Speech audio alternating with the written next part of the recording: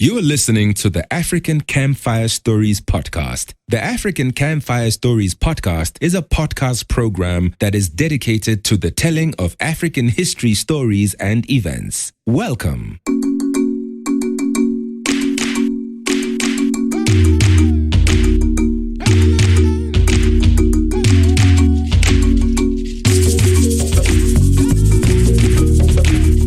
To bring you African history, we have to go through a lot of information, including names of places and names of people. Should you pick up anything that we get wrong, or if you just need to reach us, please use our website, www.africancampfirestories.com. You can also reach us on our social media pages, on Twitter, African Campfire Stories, on Facebook, African Campfire Stories, and on Instagram, African Campfire Stories. Your assistance will help us to keep us honest, and it will assist us in continuing to provide you with good quality episodes.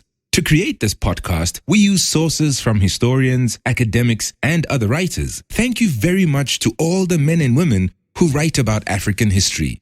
Before we begin today, we would like to suggest that you check out our previous episodes on our Cold War porn series. They will help to give you the background you will need in order to properly make sense of today's episode. Without much further ado, here is episode 6, Cold War Pawns, After Hitler. Today, we will continue to provide you with background material for the Cold War in Africa. Please bear with us for a few more background episodes before we get to discuss Africa directly. We will try our best to make sure that these background episodes are not throwaway episodes, meaning that these background episodes are designed in such a way that they are very informative. They provide us and you, our dear listener, an opportunity to discuss world history. Stick around with us, and you will not regret embarking on this Cold War story with us.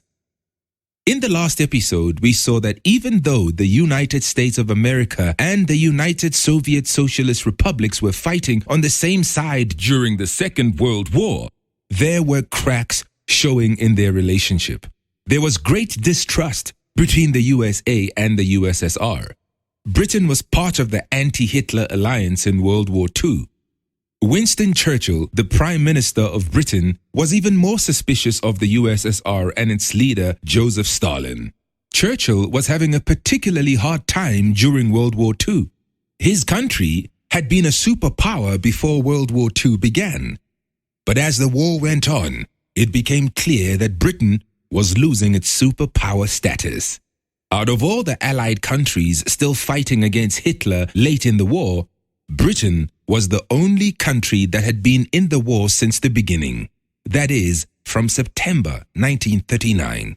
The USSR had come into the war in June 1941. The USA come in even later in December 1941. Even US President Franklin Roosevelt was aware that Britain was broke by the middle of the war. Churchill thus knew very well that whatever the outcome of the war in Europe was, Britain would have trouble fixing the situation after the war. After the war, he thought the United States would leave Europe and thus leave Britain to deal with an emboldened USSR. After all, the USA had abandoned Europe after the First World War. Why wouldn't the USA do so again, he thought. So as much as possible, he tried to ensure that the USA joined with him in trying to limit the ambitions of the USSR during the war, while the USA was still engaged in Europe.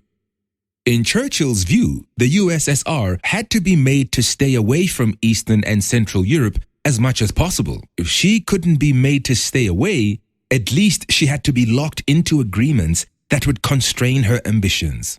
Churchill's biggest challenge in achieving this was his friend, US President Roosevelt. Roosevelt either had a high opinion of his own persuasive powers, or he was simply naive. Roosevelt had always believed that he can convince anyone of anything, if only he could see the person in question alone face to face. He, Roosevelt, would have little trouble in making someone see his point of view. But in Stalin, Roosevelt met his equal in the game of slipperiness. During the war, he liked to believe that he could persuade Stalin to becoming a decent member of the Allies after the war. He even tried going behind Churchill a few times in order to set up a one-on-one conference with himself and Stalin. Churchill had to strongly express his dislike for such an idea, and the idea was dropped. Churchill's blocking of a meeting between Roosevelt and Stalin is a bit hypocritical. Churchill met with Roosevelt without Stalin at least 9 times. He met with Stalin twice, one time of which there was no representative from Roosevelt's side of things. It was this latter Moscow meeting, codenamed the Tolstoy Conference, where Churchill's desperation about the situation of post-war Europe showed itself. Churchill tried to proactively constrain Stalin's ambition by splitting up Eastern European countries into Western and USSR post-war spheres of influence. The USSR would have 90% control of Romania, 75% of Hungary and Bulgaria, 10% of Greece, and 50% of Yugoslavia. In Poland, a very big concern for Britain, as told in the previous episode, it was simply stated that the interests of the USSR would be recognized. This Tolstoy Conference occurred in October 1944. By this time, the USSR Army was about to take over a lot of Eastern European countries. Churchill was pulling a last-ditch attempt to ensure that these countries were not completely turned into communist conclaves. It was a good thing that Roosevelt was not at this conference. The US was against such splitting up of countries into spheres of control and influence. This is why Churchill did not tell Americans about this incident, but they found out anyway. Knowing he was doing something that could be regarded as a scandal if it was ever found out, he called the piece of paper on which he wrote the percentage splits of countries a naughty document. He then sheepishly said to Stalin, open quote, "Might it not be thought rather cynical if it seemed we had disposed of such issues, so fateful to millions of people, in such an offhand manner? Let us burn the paper." Close quote. Stalin, being more used to embarrassing scandals and caring little about reputation, replied, open quote, "No, you can keep it." Close quote. Churchill, however, did not trust that a meeting with only Roosevelt and Stalin would be to Britain's best interest. Not only that, by that time it would not be stretching things too much if we state that Roosevelt had shown softness towards Stalin. To be fair to Churchill, maybe his concerns about Roosevelt were not totally unfounded. Some historians believe that Roosevelt was very sick by the time the last wartime conference of the Allies took place in February 1945 at Yalta. After all, Roosevelt died of sickness on the 12th of April 1945, only a few months after the Yalta Conference. Testimonies from some of the attendees of the Yalta Conference confirmed that Roosevelt looked too sickly. He wasn't his usual dynamic self, they said. The Yalta Conference is very important in the understanding of the Cold War because almost everyone who blames Roosevelt for being soft on Stalin points to the Yalta Conference as a point of reference. Our aim in this podcast isn't to take sides, nor is it to blame historical players, nor is it to provide them reprieve from blame. But it's not fair to blame Roosevelt and only him for selling out Eastern Europe to Stalin and thus single-handedly making the Cold War inevitable. There are some historians that put the blame on Roosevelt for all the pain and suffering that Eastern Europe suffered from the end of World War II until the collapse of the USSR. No one was going to hold Stalin back from subjugating Eastern Europe. It is difficult to fathom a situation whereby Stalin would have kept to his agreements with the Western Allies. The point is that Stalin was no Democrat. He was no lover of Democrats either. And we have mentioned in this series that there was no love lost between Stalin and Poland. Also previously spoken about in this series is the fact that in the early days of the USSR, there had been a war between Poland and the USSR, a war which Poland had won. USSR leaders had never been happy about that outcome. Roosevelt thought that making Stalin join the newly finagled United Nations was going to calm Stalin down. Also, he thought the respectability that would come with UN membership would make Stalin feel compelled to act rationally on the world stage. The predecessor to the United Nations was the League of Nations, which had been formed at the end of World War I.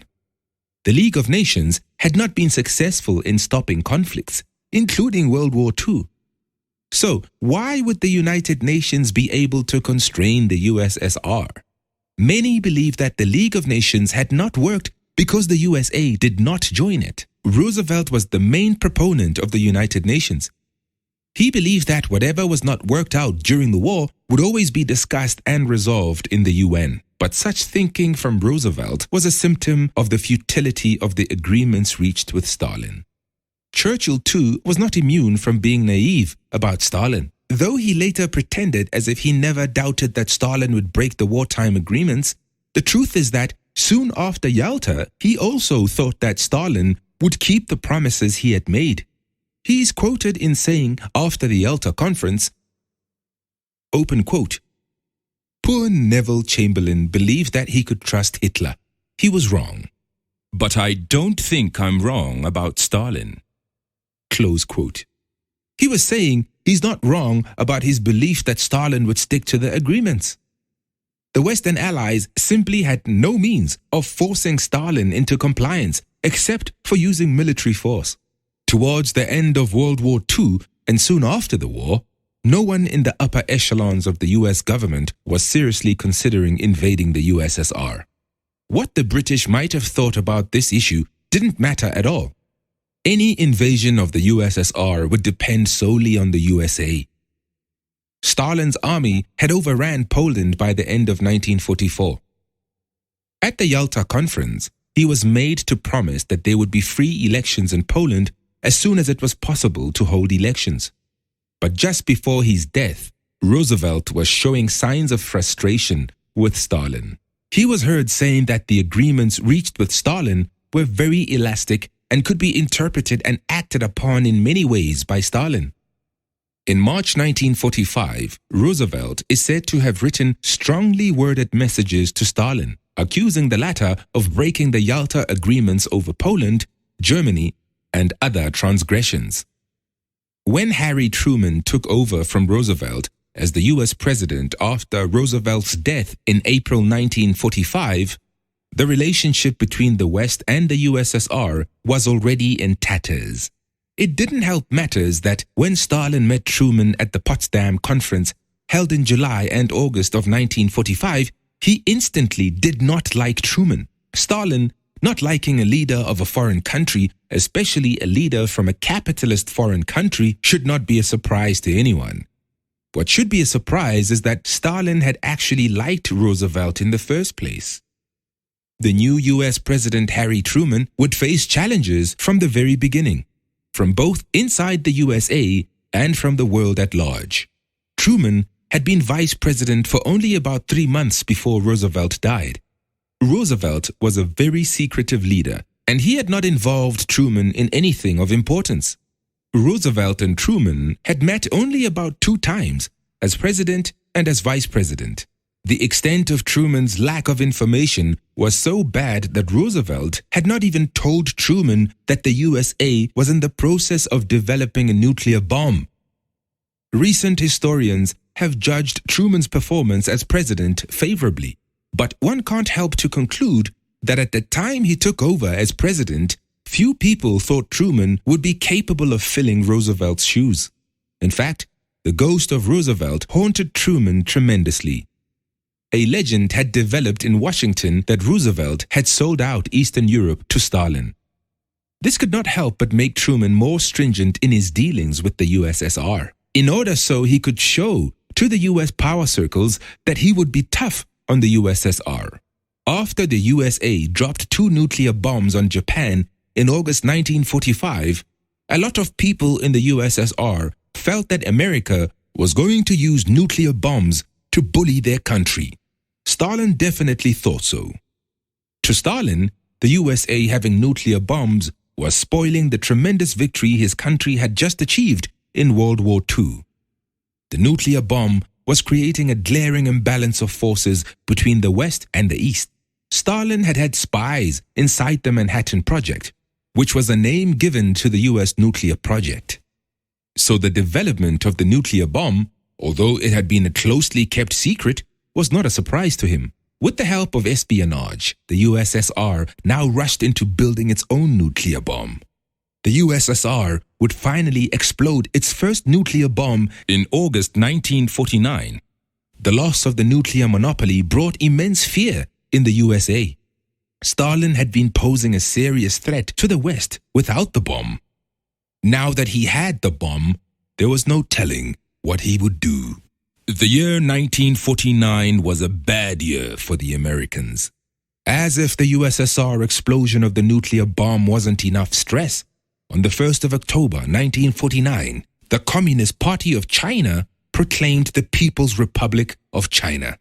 The proclamation of the People's Republic of China was the culmination of the long-drawn Chinese Civil War between the Mao Zedong communists and the Chiang Kai-Shek's nationalists. Needless to say, the West, led by the USA, had supported the nationalists in the Chinese Civil War. The takeover of China by communists could not have come at a worse time for the West. The USSR, the biggest country in the world in terms of surface area, was communist.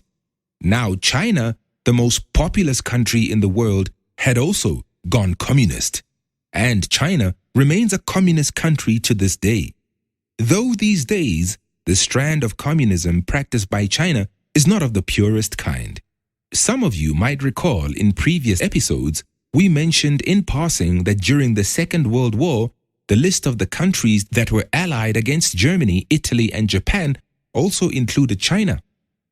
It is now time to introduce to you the Chinese aspect of the Cold War. But unfortunately, that discussion will have to wait till next time. We've run out of time for today's episode. This is the end of today's installment of the Cold War Porn series. Next time, we will talk about China, the war between Japan and China, the Chinese Civil War, communists versus nationalists. The USA will support the nationalists, but sometimes the USA will also support the communists. The not-so-good relationship between Stalin and China's new communist leader, Mao Zedong. The USSR will help the Chinese communists. Remember to follow the African Campfire Stories podcast on Twitter, African Campfire Stories, Facebook, African Campfire Stories, Instagram, African Campfire Stories, or visit our website at www.africancampfirestories.com. Please also leave us any comments or input you may want to communicate with us.